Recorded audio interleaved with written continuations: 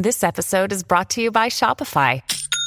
Forget the frustration of picking commerce platforms when you switch your business to Shopify, the global commerce platform that supercharges your selling wherever you sell. With Shopify, you'll harness the same intuitive features, trusted apps, and powerful analytics used by the world's leading brands. Sign up today for your $1 per month trial period at shopify.com/tech, all lowercase. That's shopify.com/tech.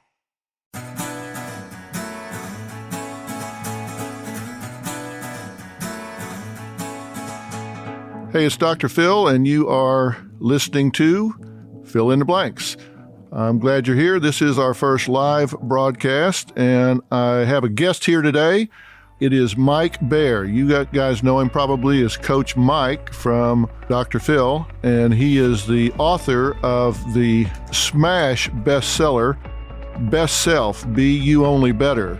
And when I say smash, this thing opened up on the New York Times bestseller list, and it has been there and stayed there and has really had an impact on America and on the way people are thinking about who they are. And today, I'm going to be talking to Mike, and we're going to be talking about social issues. We're going to be taking your questions, and we're going to be talking about things that I think are really germane, really pertinent to what's going on in America today.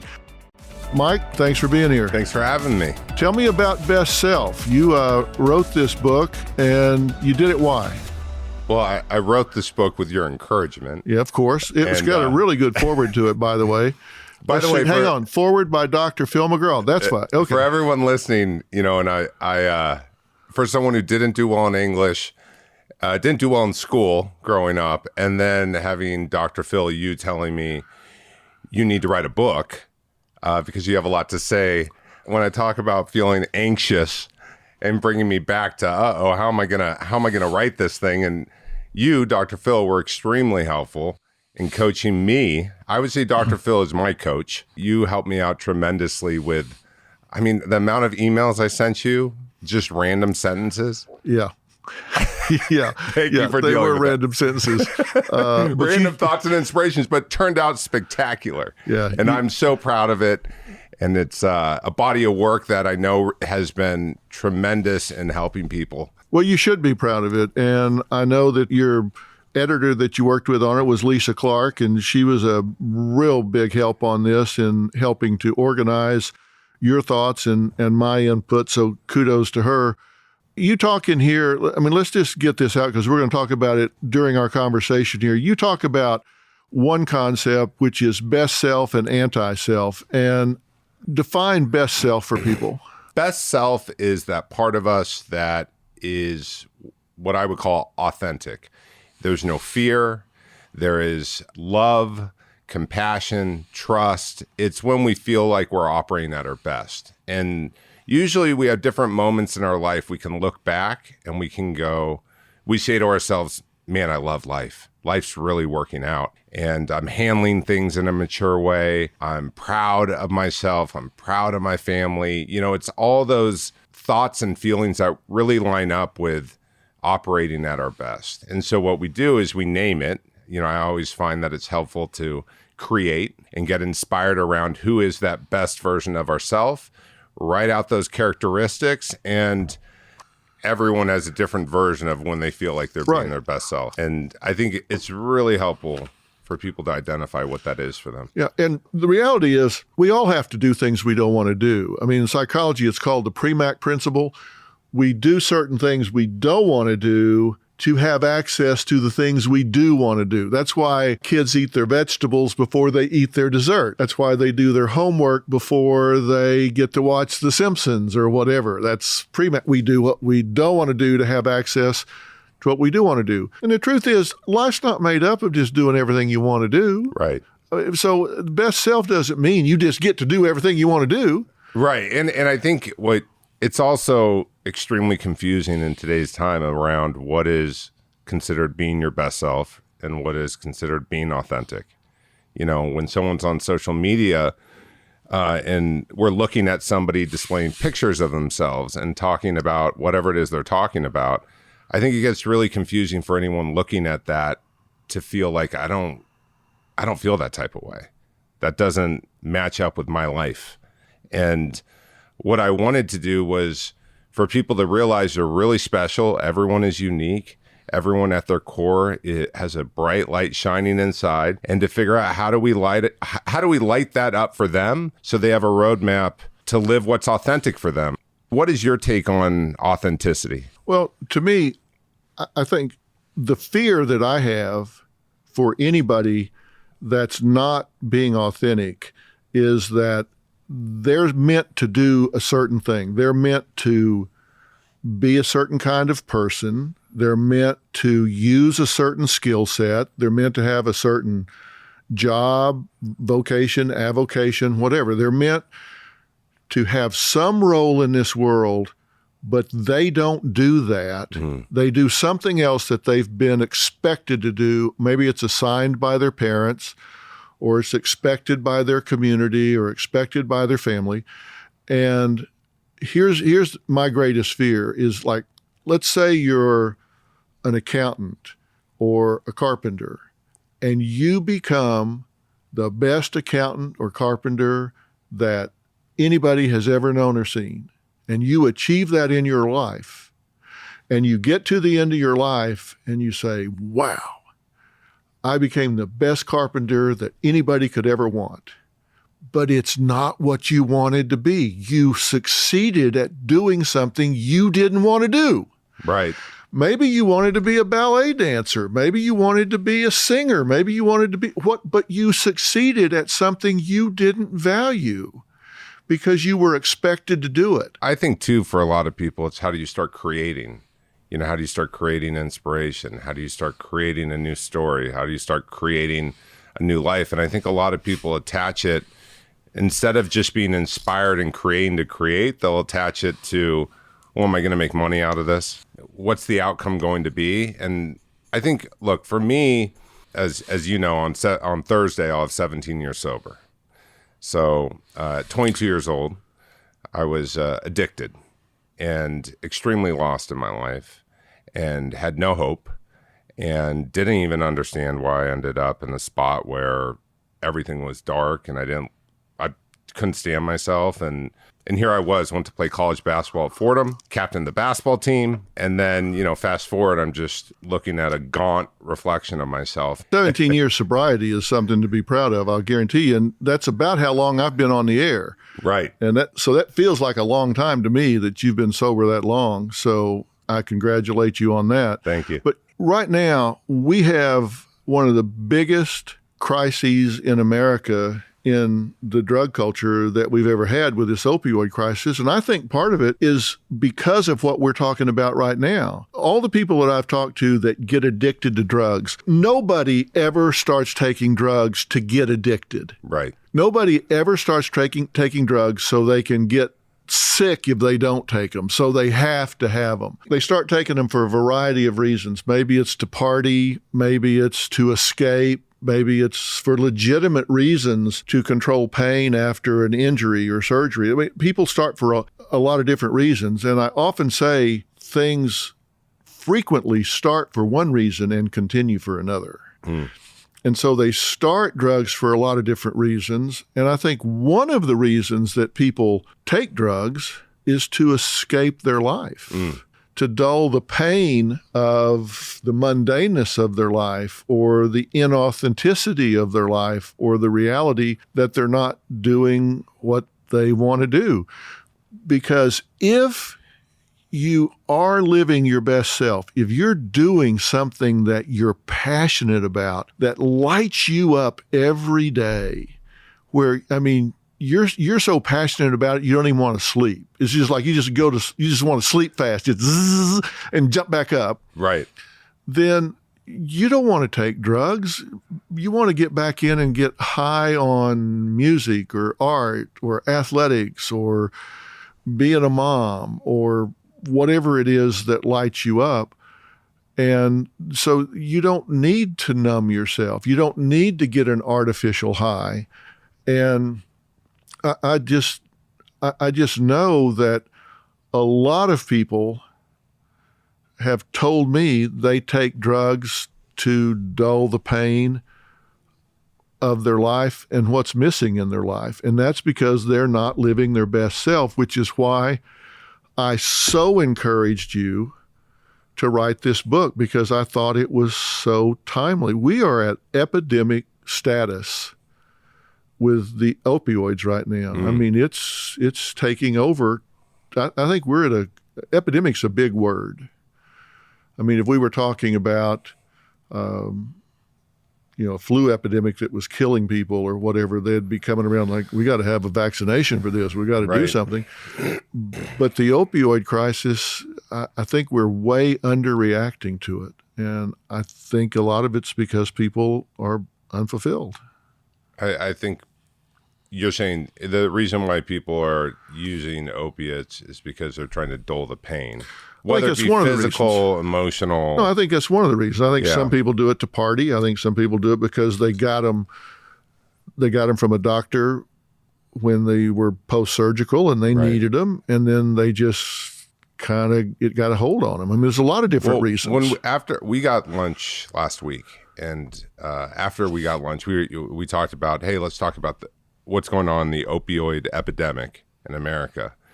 And what I did is I then went by, which I've never done this before. I felt like I was going undercover on one of the shows. Is I went by, and I have it in my wallet. I went by a urgent care, and I was like, all right, well, let me see. Is it that hard to get pain pills? Yeah, because we were talking about it's too easy to get these things, how easy it is to get them, and it's too easy to get them. So you ran an experiment. I ran an experiment, and I went to a random urgent care, never had been there. I walked in. I was kind of nervous because I'm going. I don't like lying. It's uncomfortable. But I was like, I want to see what this is like. And so I sat down with a doctor, and I said, I have really bad back pain, and I have sciatica, and I'm just I can hardly walk. I'm not the best actor. But I tried just to see, is it that easy to get them? And she asked me a few other questions. And then before you know it, she wrote me a script for Norcos. Seriously? Yeah. No x-ray. No. No MRI. Mm-mm. Did she do an examination? No, she just asked me where the pain was. And I just said, I'm in a lot of pain. It's really uncomfortable. And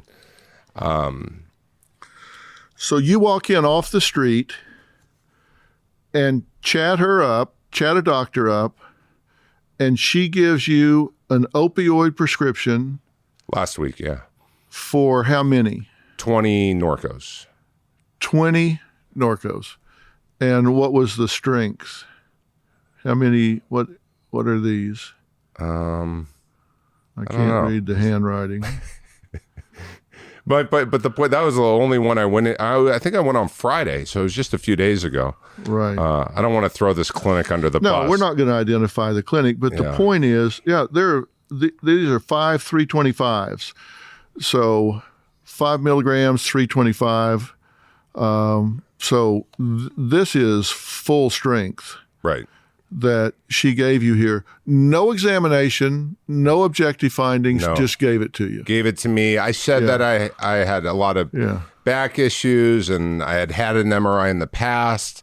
And a lot of this was true, by the way, that I've had back pain and an MRI. But she even said, come back and get a refill. She gave me medication for the constipation that happens when you take opiates so that I could still go to the bathroom.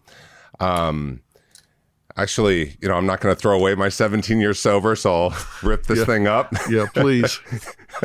All of a sudden I show up. But, it just goes to show how easy it is. And then if I were to go to the pharmacy with this prescription, my insurance, I would have maybe a copay, and then I would have, Norcos.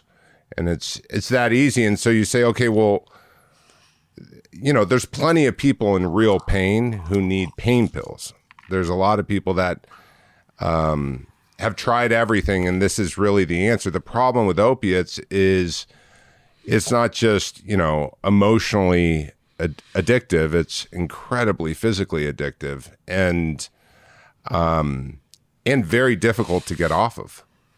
Painful, without the right detox protocols. So I just thought I'd run this little experiment to see just how easy it is to score.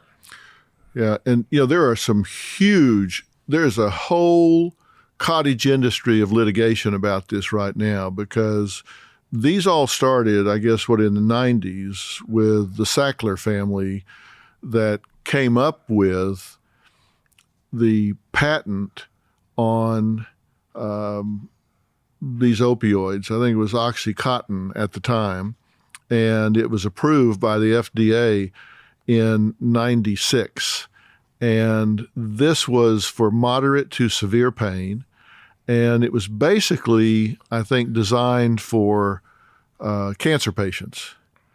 But all the materials said, this is not dangerous, it's not particularly addictive. And right now, there are a bundle of 1,600 opioid cases that are being overseen by a federal court judge in Cleveland. And this family has been pulled into them. And there are a lot of pharmaceutical companies have been pulled into this because they're saying that they're misrepresented the risk, misrepresented the addictive nature of all of this. And so they're starting to hold accountable these pharmaceutical companies that have been pushing these, and they're looking at how they've incentivized doctors to prescribe these things and taking them on trips and giving them big rewards and stuff. The more they write, the more they get.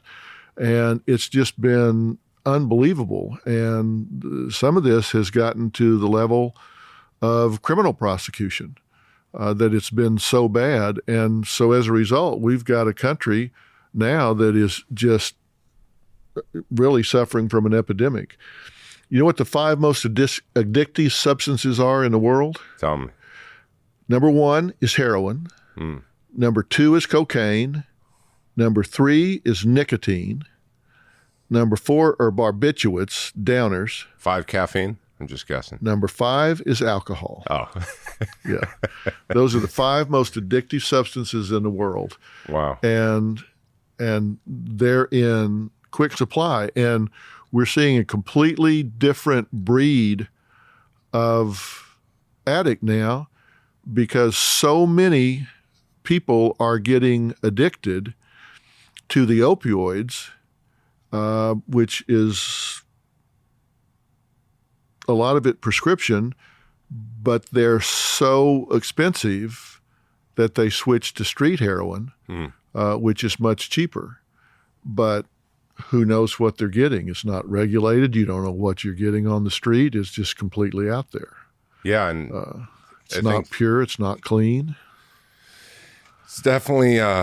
What do you see as what are some solutions, do you think, to what's going on?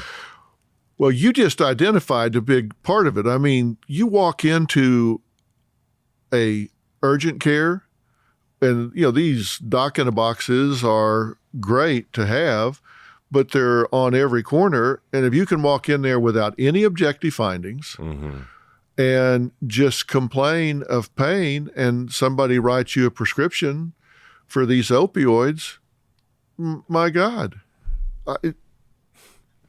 that's ridiculous, because research tells us if you're still using opioids at the 7-day mark, your chance of being addicted in 1 year is 1 in 12. Wow. If you're still using them at the 30-day mark, your chance of being addicted is almost 1 in 3. So it doesn't take long messing with these things to be addicted. Right. So it's dangerous. And that's why I thought it was great that you wrote Best Self whenever you did. So talk about anti-self. So anti-self is that part of us that's keeping us from being our best self. So our anti-self, I like to define it, give characteristics, name it. It's almost like the alter ego inside of ourselves that gets, and everyone has one. If you're human, you have one. Dr. Phil did it. You did it. I did. along with a lot of other people. And it's we started the challenge May 1st, which is the Best Self Challenge, which you share your best self and your anti-self. And we've had very interesting descriptions and photos of people's anti-self. I think it's really important to know what your anti-self is so that you can reduce the impact or the effect of that part of you that is ultimately going to make you really unhappy. And it's that part of us that is driven by all different forms of fear, whether it's fear of not being good enough or rejected or not lovable or not loving, or that people are going to take advantage of us, whatever it is. Everyone has that part of us that takes away from us being our best self. Yeah, and if you know that, you recognize your anti-self when it pops up. Right. All right. Let's take a question. This is question number 2 that came in, and it's from Lori V. And she was replying. And if you have a question, you can go to @DrPhilPodcast and tweet your question. Lori V says, you've worked with a wide variety of cases over the years, so it's no surprise that there's been an increase in the number of cases of NSSI and suicide. Why do you think that is, and how do we stop the number of incidents?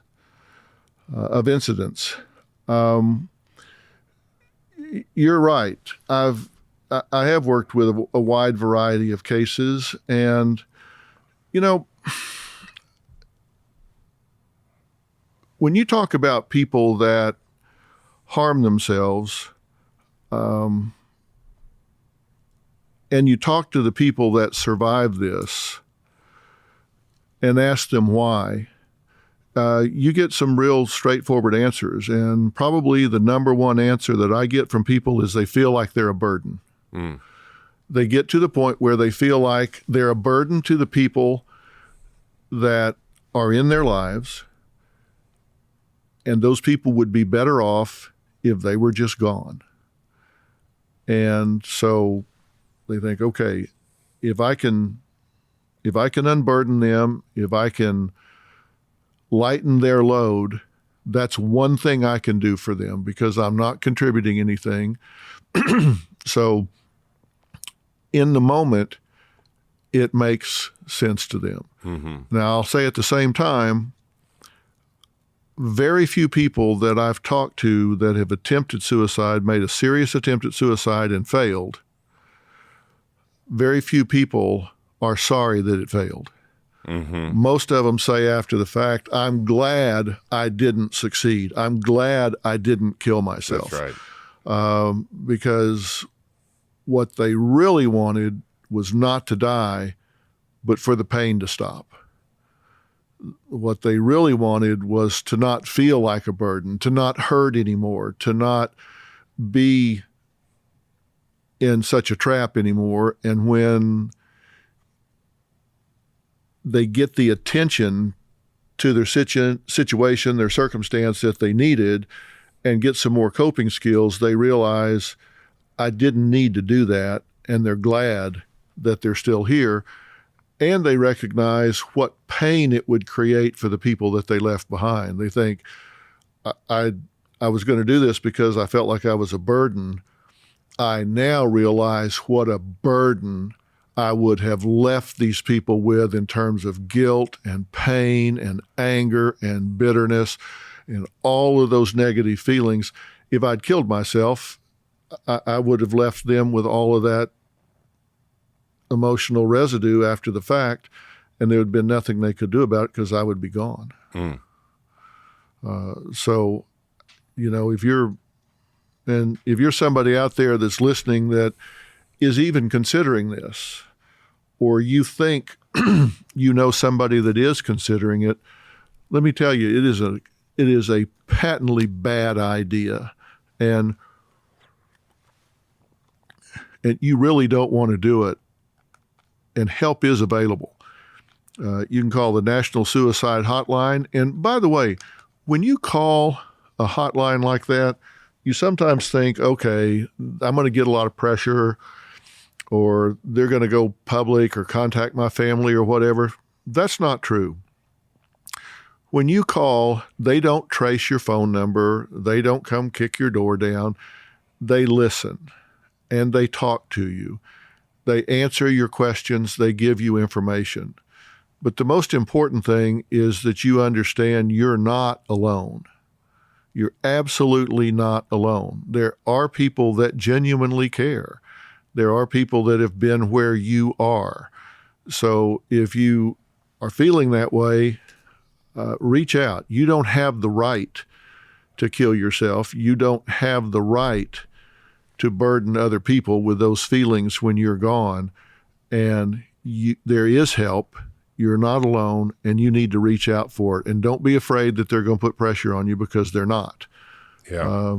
I just sat down with someone a few weeks ago who jumped off the 405, 8 stories up, and everything kind of internally just popped. And for whatever reason, he tried to land on his head, and he didn't.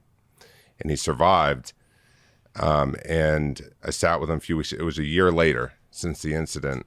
He said the best thing was surviving. The best thing, his whole outlook on life, he can't believe he couldn't believe what he was doing.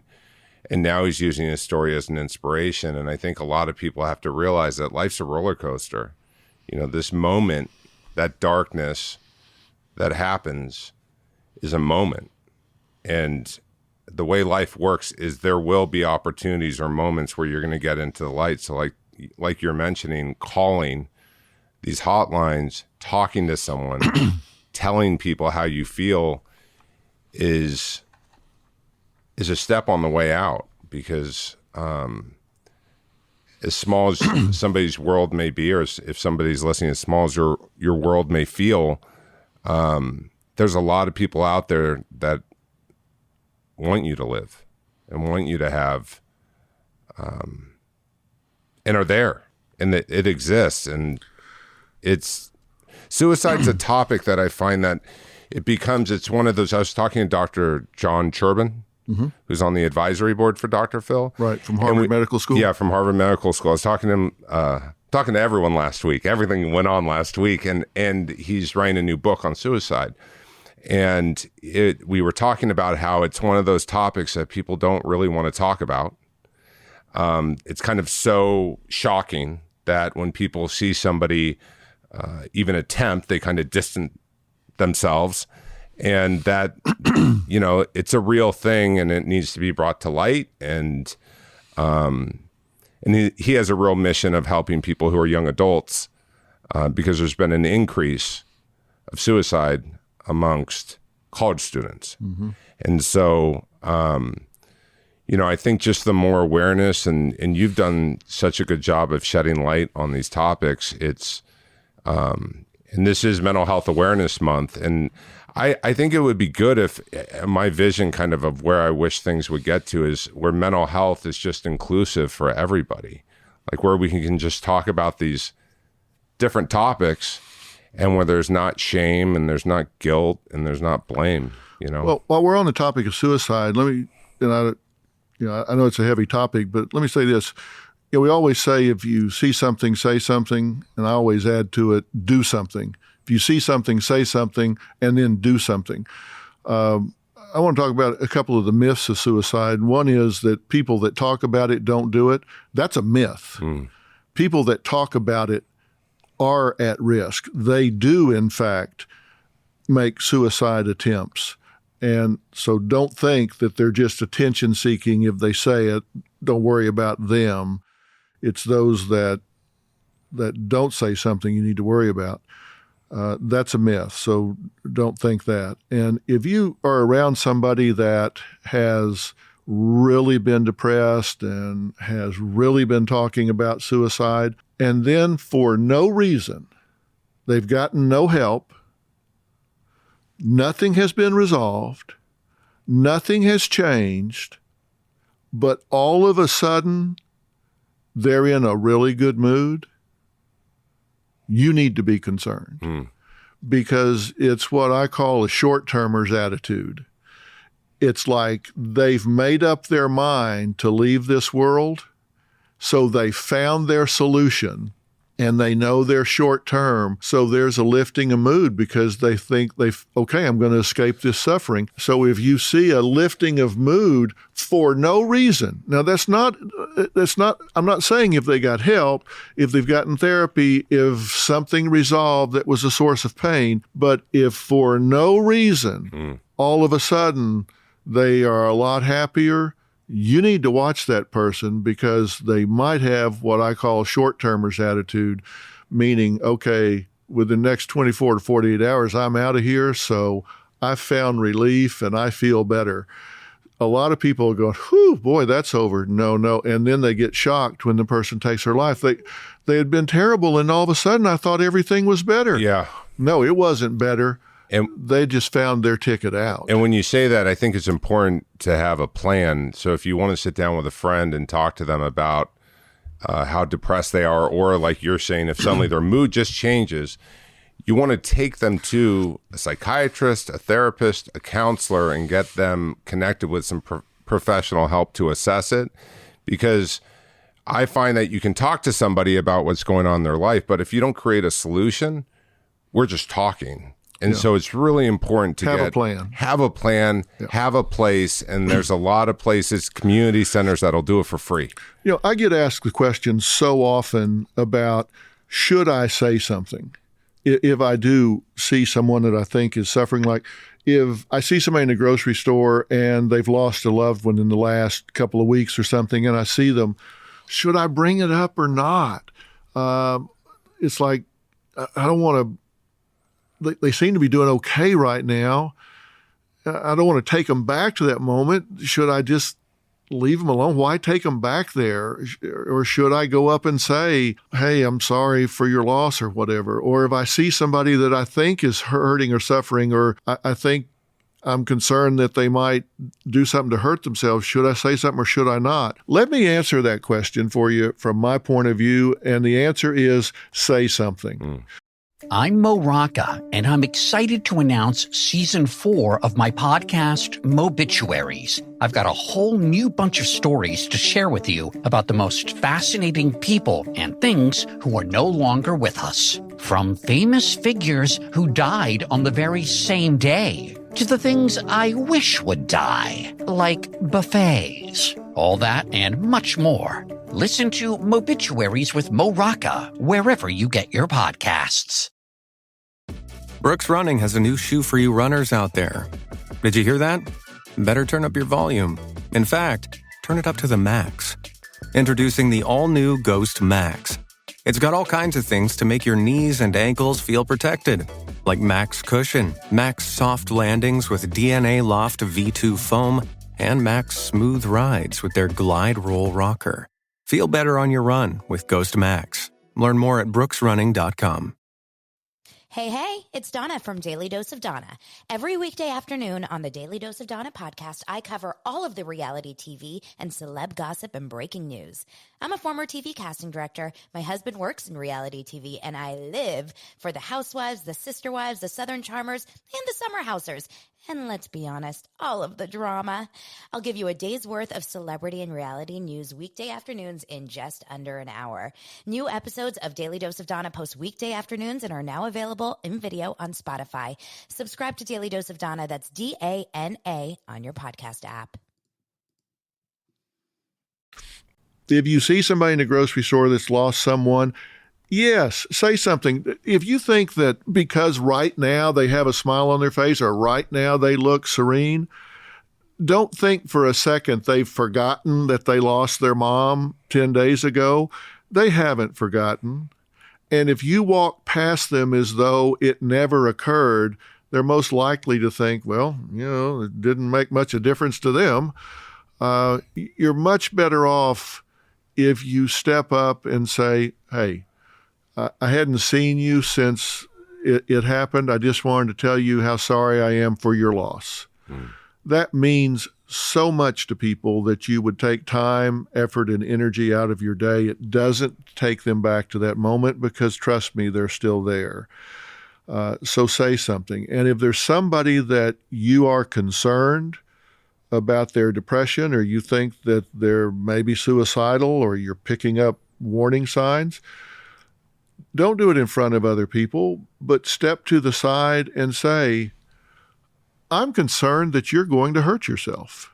I'm concerned that you're going to do something that it could really have dire consequences, either kill yourself or hurt yourself in some way. So look me in the eye and tell me what you're thinking about. Tell me how you feel. And if they get offended, wouldn't you rather them get offended because you're wrong than wake up the next day and find out that they're dead and you didn't say something?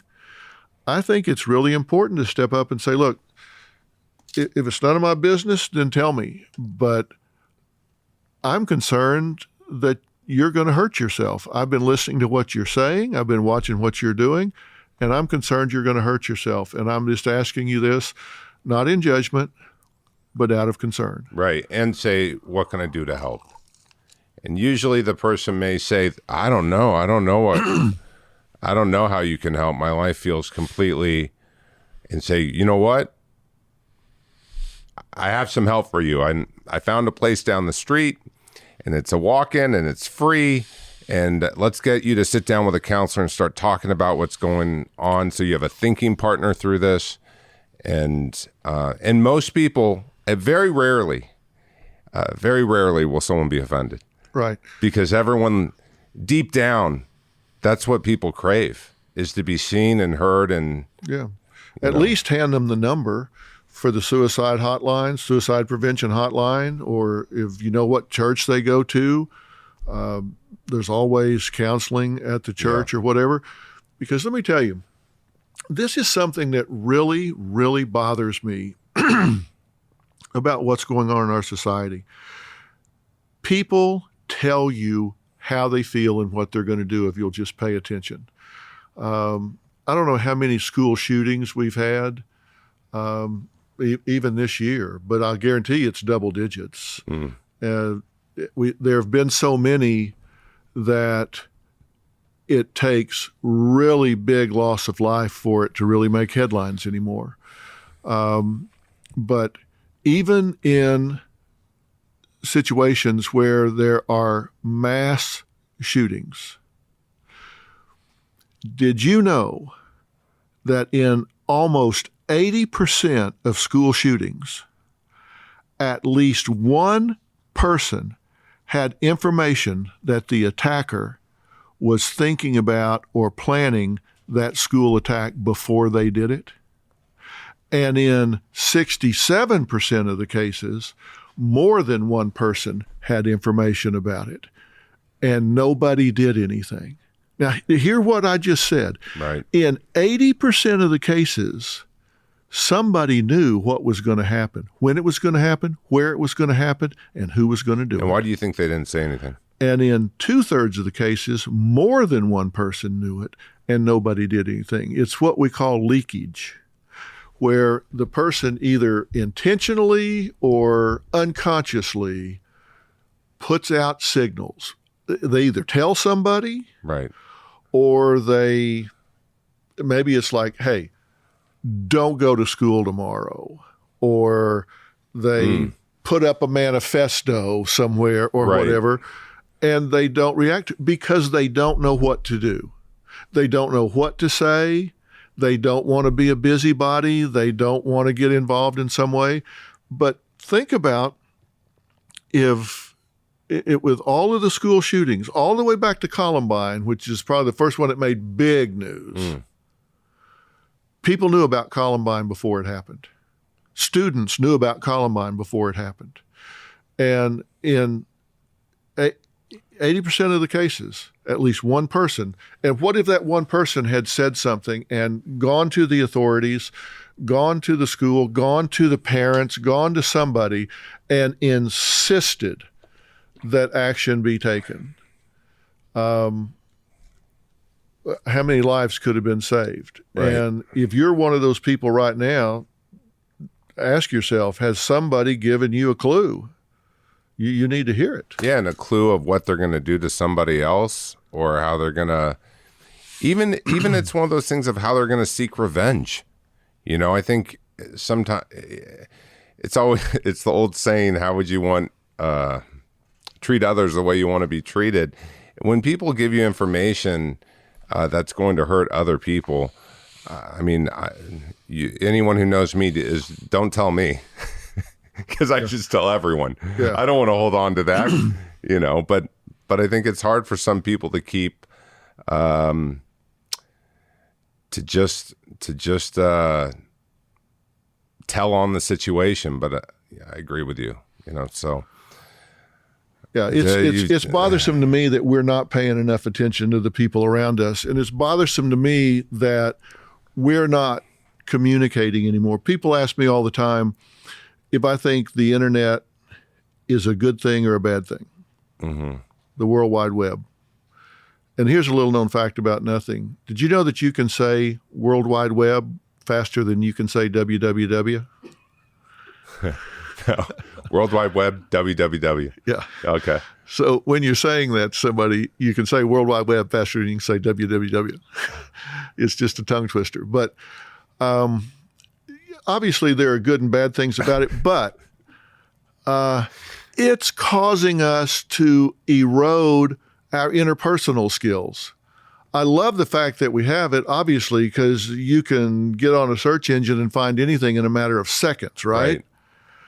But we're communicating by text and email and Instagram, direct messaging, all sorts of things, instead of looking people in the eye and communicating straight up. And so it's causing us to not use our interpersonal skills as much as we used to. What do you think? I have a lot of thoughts on it. Well, spit them out. Well, don't text me. Tell me. Well, for one is, I remember the days where somebody would go on a family vacation, or they would go to some really, they go to Hawaii and they'd say, come on over, I want to show you photos from the trip. And they would flip you through a photo album, and you got to see all these different places they went. And this is when we went to the restaurant. And I like that. Someone would invite me. Now I have to see everyone's vacations, even the people I don't really care to see their vacations. And now I'm going to see the best angles, the best photos, the best time, the best relationships. I also, I'm one of those that I don't go on the internet and talk poorly or bad about others. I still have a hard time understanding why people go on the internet and argue, whether it be politics, whether it be someone they don't like. It almost feels like this free-for-all on the internet. And I think it's I think a lot of people that would be good for social media aren't on social media. I think, if you're a business today, you have to be on social media. But I've noticed there's been a lot of adults, they always talk about the cyberbullying in schools or what have you, but I see a lot of adults on the internet bad-mouthing other people, making fun of other people, bullying other people. And I think a lot of those people actually somehow have justified that it's okay. Like, I have people in my neighborhood, really nice people, walk down the street with my dog. They say, hey, Mike, how's it going? And, really genuinely. And then I'll follow them on Facebook, and the way they'll talk about different topics, thank goodness there's an unfollow button now. And I mute half the people I follow on Instagram because I don't want to unfollow them to upset them, but I don't really want to see people posting angry things. I kind of been dumping out all my opinions of the negative of the internet. But I look, we also are doing a live podcast on YouTube, and we couldn't do this otherwise. We couldn't do this otherwise, and on the World Wide Web, and also on Twitter, you get news right away instead of having to wait for the news to come on. So if you're needing to stay safe, if there's a crisis going on, Twitter's incredible. But I go so back and forth with. But the problem is there is a big problem with cyberbullying, though. I mean, that is a huge deal. Huge. And you're right. The problem is and I call them keyboard bullies. Right. Because people will write things, they will type things out on their keyboard to or about somebody that they would never say to you if they were in an elevator with you. Right. I mean, these people will get on and they'll say somebody that they don't really know. Maybe it's a celebrity or somebody, and they'll say, "You suck. That's horrible. That's ugly. You're ugly. You suck."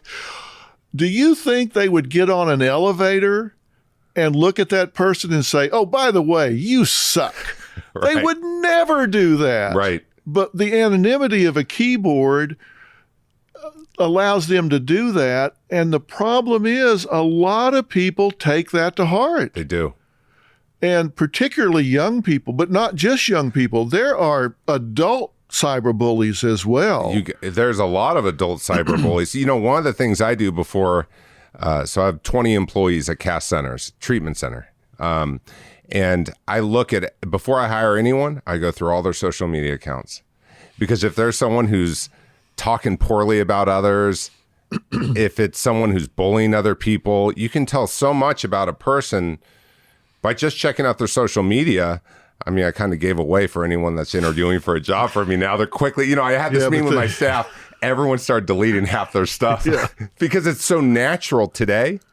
And, I'll go on Dr. Phil, I'll go on your show and I'll have put a lot of effort in and thinking, creativity, and I really want to help this person. How do I maximize it? And I'll find that and I don't view those comments anymore, but I'll find that people who follow Dr. Phil will be like, "Who's this Coach Mike guy? And what is he doing? And he has a lisp. And what is he saying?" And, just bashing me. And I don't know these people. And I'm like, I'm actually trying, I feel like I should get a pass because I'm trying to help people. But I'm like, no, you don't get a pass. We're going to tell you everything that's wrong with you, and I can handle it. But I just... Apparently not. I can. I'm okay. The good thing is, because I've been cyberbullied online, I love it. I'm one of those, I love it, because when I go into schools, I get it. If you're not, if you don't go through that experience of going, why are people being mean to me who I don't know? It's hard to relate to people in schools who are going, why are these kids being mean to me? They don't know me. And I wish there was anonymity, no anonymity online, with the trolls. I just think I feel like something's going to happen or shift or change because it's the integrity of it all just doesn't line up with everyday life. No, it doesn't. And what you have to realize, and I try to tell kids all the time, if you're in that situation, just unplug. But they say, why should I have to unplug? Why should I have to not be part of this cyber community because this person, why didn't a bully unplug? Well, life's not fair. It just is what it is. But, and sometimes it doesn't even take bullying for some of these kids, because I've had them tell me that they'll put up a picture and it gets 120 likes. They'll put up the next picture and it only gets 6, and they really get down. They really get down on themselves. They feel rejected because this one got 120 likes and this one got 6. And so they think, oh my God, nobody likes me anymore. I've been rejected. And you don't know who these people are. Well, if you think about it, Twitter, it's followers. So you're basically following, which we're trying to teach people to be leaders, but you're followers. And then on Instagram and Facebook, it's likes. Does this photo warrant me to like it? Is it good enough? Is that a good enough thing you're posting? And so off the bat, somebody on the receiving end is like, their value and their self-esteem has to do with other people saying you're great. And unfortunately, that's going to cause a lot of pain and suffering, which we've seen. And I don't know how this changes. But you can put up an important piece of legislation and it gets 14 likes. You can put up a little video of a kitten falling asleep and falling over, and it can get 1 million likes. I went to Kurdistan, Iraq 2 years ago, alone, to open up mental health clinics. I met with the government. Here, it's 20 hours away. It takes forever. They had to like sneak me through. It's you're not easy to hide. I'm not easy to hide. And I'm posting me with the kids, and I'm thinking, I'm like, this is good. I'm trying to help these women whose husbands have been beheaded, daughters used as sex slaves, moved over to Syria.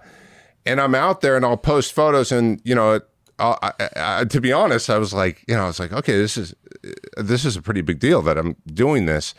And, I may get 50 likes or something, but then I post a photo with my dog eating an acai bowl, and suddenly I get 1,000 likes, and everyone's like, this is amazing. And I'm like, oh, and I think and this is why being your best self is so important. Back to the book is what I've come to realize is if you're operating from being your best self, then you're less concerned about whether or not people are going to like you or not, because you're just liking yourself and you're just digging yourself. Yeah. And, the reason I kind of drifted into talking about that is because I think parents need to do two things. One is I think they need to really sit down and talk to their kids about having the need to be loved by strangers. I think they need to sit down and talk to them and say, look, if you're going to be on the internet, we need to have a conversation about how you're measuring self-worth.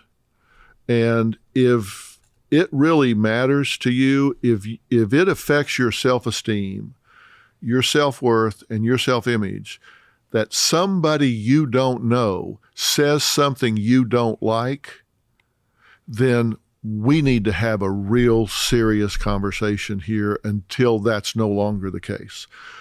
And I think parents certainly sometimes aren't nearly as tech savvy as their kids. Right.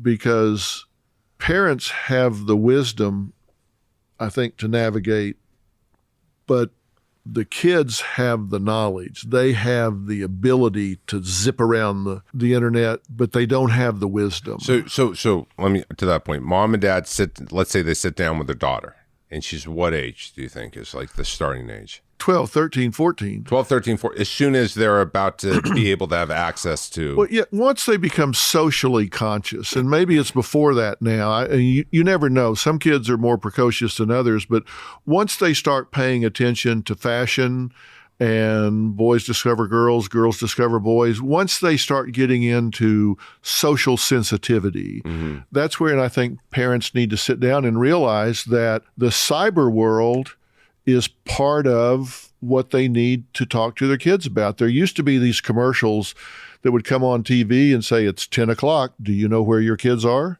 Come on every night right before the news. It's 10 p.m. Do you know where your children are? Now it's 10 p.m. all the time because of the internet. You have to know where your kids are all the time. And because they're exposed to potential abuse, potential grooming, potential predators, I think parents need to have cyber conversations with their children. Mm-hmm. Yeah, it's kind of strange if you think about it, why a teenager on social media posting photos of themselves is such a strange... Yeah, and of course the ones that get the most likes are often provocative. The most revealing. Yeah, or they're funny or something. There are a lot of different things to get it, but there are a lot of predators out there. But aside from that, they need to talk to their kids about how sensitive they are to what somebody is saying to them that could constitute bullying, or how sensitive they are to whether somebody is liking or rejecting the content they put up on the internet, because it's kind of a popularity contest. So if they feel less popular than the next person or someone else in school or someone else in their group that they know, and look, the number one need among all people is acceptance. And there are a lot of synonyms or versions of that, but one of them is belongingness. You want to feel like you belong, that you're accepted, that you're wanted. And the number one fear is rejection. Right. And a lot of people would fill that in and say failure. But that's just another way of saying rejection. And parents need to realize that the cyber world is a place where that is amplified immediately. It's not where it just kind of builds up across the school year. It's amplified immediately. They put something up and the internet votes on it. Right. And gives them feedback right then. And I don't think that we're spending enough time inoculating our children to the power of that immediate and profound feedback that they're getting. And we need to talk to them about, look, this is not real world. These people don't really know you. This is not valid in that they're not making a vote with full information and data about who you are. They're voting on a picture. They're voting on something you said. They don't know who you are, what your values are, what your philosophies are, what you care about, what your history is. They don't know anything about you, and yet they're saying mean things to you or whatever. So you need to understand that this is uninformed and you cannot take this to heart. And if you do, we need to talk about why you're vulnerable to that. Right. And I think parents need to do that more. And I think if they would set that time, and I don't care if kids roll their eyes when you're doing it, that doesn't mean they're not hearing you. Just because they roll their eyes doesn't mean it shuts off their ears. And I think it's mom and dad also saying what's appropriate, what's not appropriate. Yeah. Yeah. I'm glad you said that, because I said there were two things I wanted to say to parents. And the other is, parents ask me a lot, should they monitor where their kids are going on the internet? Or do they think that that's an invasion of their privacy? And I would say yes and yes. Yes, you should monitor them, and yes, it's an invasion of their privacy. But as a parent, it's your job to know where they are. It's your job to know who they're talking to. It's your job, because there might be a predator that's grooming them. You'll recognize that. They won't. So it's your job to know where they're going. Invade their privacy. It's your job. I'm sorry if that offends parents or kids. I'm not saying you need to go read their personal diary. I'm not saying or you go in the need to, bathroom when they go to the bathroom. No, that's not what I'm saying. But you need to know where they're going on the internet and who's talking to them. Yeah. Become very informed. Let's take another question. This is from Michelle. She says, for my 15-year-old daughter, diagnosed depression, anxiety, suicidal thoughts, and self-harm, doesn't want to be hospitalized, wants help not offered in Montreal, listens to Dr. Phil, and loves Coach Bear. Any help or suggestions, please? What would you say to that? She's saying she's got a 15-year-old daughter that has been diagnosed, and I assume that's by professionals, and suicidal thoughts and self-harm. So she says thoughts about suicide, self-harm, meaning it's probably already happened, does not want to be hospitalized, but wants help, but it's not offered in Montreal. Well, I think for Michelle, the first thing is it's not about somebody operating in the state of having suicidal thoughts and self-harm at 15 years old shouldn't be making decisions on her own well-being. So if it means her getting hospitalized in Montreal, then she should be hospitalized in Montreal. I think it's not about what she wants at this stage. It's you as a mom saying this is what needs to happen at this stage, and that's what I would suggest. Exactly. You say it nicer than I do, which is. I thought I was being bullish in it, maybe not. No, but I concur completely, and it's not really about being harsh, but when somebody you're in a state where objectivity has slipped away, right? Because depression and anxiety means that emotionally they've lost their orientation somewhat. And then when you say suicidal thoughts, they've lost orientation significantly. Right. If suicide looks to be a viable option to them, they've lost objectivity. If they're harming themselves, then now it's gone from thought to behavior. And at that point, it's your job to protect your child from themselves. Right. And it's not about what the child wants, it's about what the child needs to protect themselves. And so I realize she doesn't want to be hospitalized. I don't know anyone that does. Yeah, no one wants to be hospitalized. But I think it's important to get the child to the point that she's not a danger to herself, and then try to arrange some kind of outpatient protocol where she can enjoy being outside the hospital, but is not a danger to herself. But it's not about what she wants, it's about what she needs. And I often find that for parents, the leverage that you have is the consequence if they don't follow through, and she doesn't, as Dr. Phil mentioned, go to outpatient, participate, really show up for it, then the consequence is, well, that is what's going to happen if you don't follow through. And for your daughter to realize that this is real, that you really are going to follow through, and that she's in control of her own actions of where she ends up. Yeah.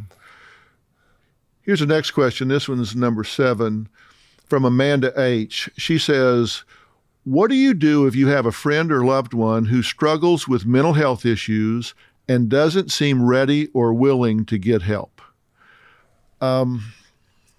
I'll answer this one first, and then you can add to it if you have something to add. I do think there are 4 stages of readiness, and I think you have to be at the 4th stage where you're sick and tired of where you are before you're going to be really motivated for change. And but I will give you a tip that I have found very, very useful. And it'll sound like semantics, but it's not. I always try and approach people by telling them what I think they deserve rather than what I think they need. Because when you tell somebody, listen, you need to see somebody, you need therapy, you need help, it's hard for them to not hear that in a critical way. Like you're being critical. You're saying I'm deficient. You're saying I'm out of control. I need something, which means I'm deficient in some way. But if instead you say, listen, I've been around you a lot, and it seems to me that you're in pain in some way, and I just think you deserve to have some peace. I think you deserve to have a better quality of life. I think you deserve to have some help with this. And I want you to care enough about yourself to do that. And so I have a plan. I have a suggestion for you, because as Coach Mike said earlier, it's really important, if you're going to step in and say something, have a plan.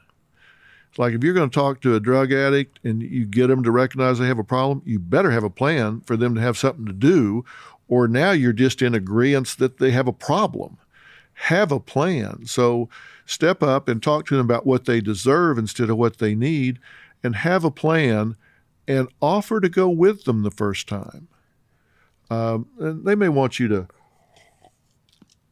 go with them and sit in the lobby and not be in the room with them, or they may even want you to go in for the first 10 minutes. But then excuse yourself so they can be candid and talk about things that are bothering them. Hell, it may be you that's bothering them, so they can't talk about it with you there. So, but again, do say something, but I like to tell them what they deserve instead of what they need. And one more point on that is I always like to figure out is if you have a friend, look at who has the most impact on that friend in your life. Is it a mom? Is it a grandparent? Is it someone that, they really respect? And sometimes it's getting that person to connect with that person that's struggling. You may not be the best person sometimes, and it's figuring out who really is that best person. So that would be one more thing I would add to it. Yeah, I think that's right. And sometimes it helps if you have, there's strength in numbers.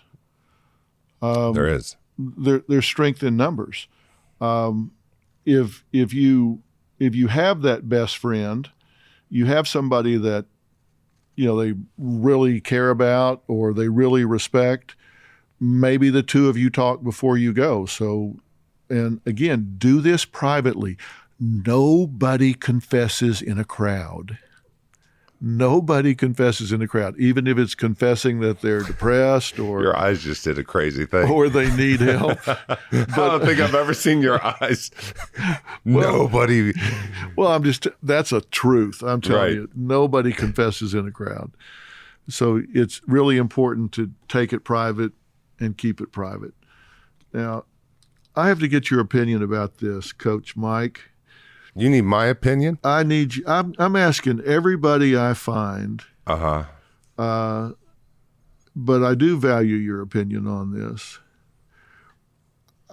I've been around a long time, and I have never seen our country so divided. And I'm talking about the fact that we've got conservatives and liberals, we've got Democrats, we've got Republicans. We've always had that. And this is a country that's had a civil war. So I don't put it that this is the worst that it's ever been in America, because we had a civil war where we Right. were shooting each other. Right. So I don't put it at that level. We also had slavery. We've had horrible. Yeah. But we are at a point where it's like now, if there's disagreement politically, there's no dialogue. It's like if you're on the other side of an issue, it's like you don't exist or you go on the list. How do we start this dialogue back? How do we get people, even though core values, they may disagree on core values that seem, there's just no compromise that can be envisioned. How do we get people talking civilly again about things that seem to be so fundamentally different? I think we create a lot of people that don't behave like that. Like, I'll be friends with a Republican, a Democrat, independent. To me, that's just a choice of what somebody chooses politically. I think that I think more people need to express that they're not divided. I think more people in the media or who are in the public eye, like, I mean this respectfully, like, just act like I don't care about your political views. I think a lot of people are like empowered to give a point of view today that's irrelevant. That's how I see it. I think it's sad to see people in so much conflict and fighting, but I also think a lot of those people who are in so much conflict and fighting, this is my opinion, need to go see a therapist and work on their emotional issues, because they're not really changing the world or changing anything. I don't see the benefit. It doesn't help anyone. And I know some of the listeners probably are even the ones out there fighting. You have to really take a look and go, are you making things better? Well, I agree. The only thing I'm wishing, and I just don't think you're ever going to resolve an issue if you're not having any dialogue. Mm-hmm. I mean, you have to talk about things if you're ever going to come up with a solution or ever persuade the other side. Right. Even if you think, look, there's no way I can just go have lunch and just pretend that this other side is not, in my opinion, creating crimes against humanity. I'm not saying that we have to do that, but I'm saying be persuasive. I mean, you can't persuade somebody if you're not talking to them. You've got to come, and sometimes you have to do it a step at a time and move the needle in the direction that you want, because if you're not having a dialogue, I don't see how you can persuade the other side to your point of view. But I don't, to me, I mean, wouldn't someone rather persuade people? Look, you've told me before that when somebody has their mind made up and they have a certain belief or opinion, that the odds of you changing their opinion by showing something else that even could be true, that it's still incredibly difficult to change somebody's opinion, right? Well, it is, because of confirmation bias. Once somebody really buys into a position, they tend to filter out any data to the contrary. And when you force feed them data to the contrary, it tends to deepen their belief, not shake their belief. Right. But most people are smart enough to realize that if they're willing to really sit down and consider the fact that they might be affected by confirmation bias, but they can't change what they don't acknowledge. So they have to acknowledge, hey, wait a minute, I may have my filter up so much Right. that I'm seeing a slanted view of the world, and appeal to their greed.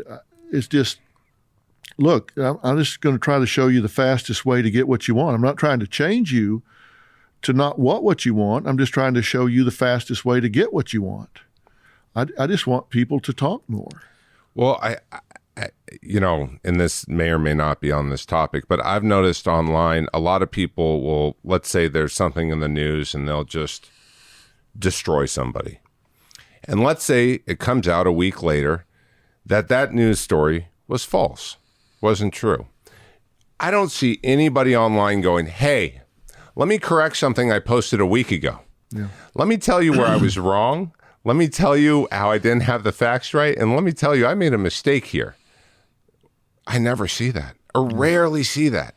Like I guess in journalism, though, I remember back in the newspaper, they would go, we actually made an error about the location and the time in this city. But now it seems like things are just kind of on to the next one. Yeah. Well, that's my 2 cents worth. I just think people should talk more. All right. You have not to argue more. You have to answer some fill in the blanks. Fine. All right. Answer this question. Uh-huh. I regret the time I blank because it made someone I care about cry. Oh, gosh. Now you're bringing in family issues. I would say I regret 1 year with my family. I could have taken the high road and not engaged in the debate that was going on in the family. And I entered the debate and made it a bigger fire. And I regret stepping into that because it took us another year to kind of reconvene. And you blew it up for a year? I mean, it was bad. Okay. I mean, it was already going to be blown up, but I kind of, okay. I don't like, that's all right. Yeah. All right. All right. Here's the next share one. something with me. You would do that. I'm going to let you go on. Okay. If I could leave right now and go do blank, I would, because I've always wanted to, but I've never told anyone. Something I've never done? Would you like me to read it again? Yes, please. Would you reread it? If I could leave right now and go do blank, I would, because I've always wanted to, but never told anyone. Skydive. Really? You would do that? Mm-hmm. Well, not me. I'm not jumping out of a perfectly good airplane. Yeah, I would try it. Okay. When's your birthday? I wouldn't bungee jump because that thing just looks like it's. I really would have to go to the doctor if I did that. Yeah, well, you and I are big enough that I want to check those cords because they might be set up for the normal size person. Right. And they don't take us into account. All right, number 3. I've always wished I could blank, but life just got in the way. Oh my God, these questions. How long did you take these questions are like, holy moly, I never thought of these. I think a lot. If I could say it again, Phil, I'm sorry. I always wished I could blank, but life just got in the way. I always wish I could speak another language. All right. If I could snap my fingers and have blank sitting in front of me, I would. Could be a person or a thing. Probably my dog Vita. She'd be hanging out with us. I have never told anyone that I blank because I know no one would believe me. I never told anyone that I blank because no one would believe me. What's your hidden talent? What do you do that no one would believe? I mean, I won a Magic the Gathering tournament, which is like Dungeons and Dragons, and it's extremely nerdy, and I won it 2 weeks ago on a Sunday, and I walked out. That would probably be it. Don't believe I'd have told that. Okay. This is the last one. Thank God. The nicest thing I have ever done was blank, and this is the first time I've ever talked about it. The nicest thing I've ever blanked, and this is the first time that I've spoken about it. We are live. Tick, yeah, tock, I'm sorry. Tick, I'm tick, sorry. Tock. You know what? It's the nicest thing I've ever done that I don't talk about is every single time on Facebook when I see a donation thing pop up, even if I don't know the people and their birthday cause or anything, I always donate like $50 to $100. Okay, and I do it anonymously. That's a good thing. Yeah, that's what I never tell anyone. Okay, well, it's no longer anonymous. Yeah, no, I know. Now I'm like, now all of a sudden everyone's going to be sending me these birthday donation things. All right. Mike, thanks for doing this. This is our first live podcast. We talked about best self. And look, shameless plug. Obviously, Mike's my friend. Obviously, I asked him to write the book. I've wrote the foreword for it. So don't pretend to be objective about it.